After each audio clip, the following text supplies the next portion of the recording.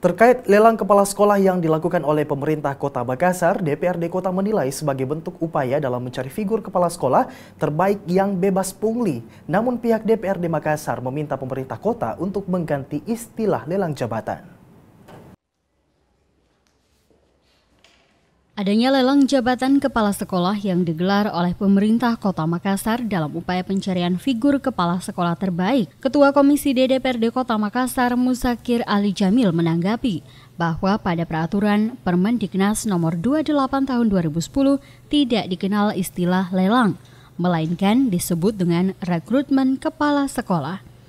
Sebelumnya, melalui Dinas Pendidikan Kota Makassar, DPRD Kota telah mengingatkan kepada pemerintah Kota Makassar untuk menggunakan istilah yang sama, serta seluruh proses dalam pelaksanaannya juga mengacu pada aturan Permendiknas tersebut.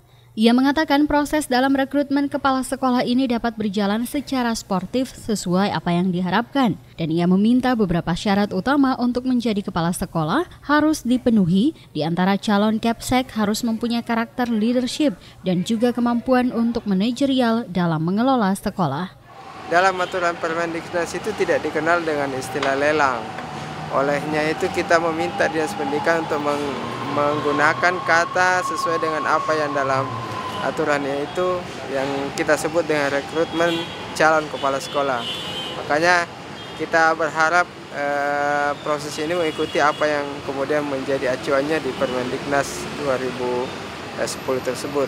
Musakir juga mengharapkan dalam pelaksanaannya kepala sekolah yang punya catatan kinerja yang buruk dalam mengelola sekolah, termasuk laporan yang diterima dari masyarakat terkait kasus seperti pungli saat menduduki masa jabatan sebelumnya, agar langsung dicoret dalam pendaftaran kepala sekolah tersebut. Dari Makassar, Fitriana Sari, GoTV memberitakan.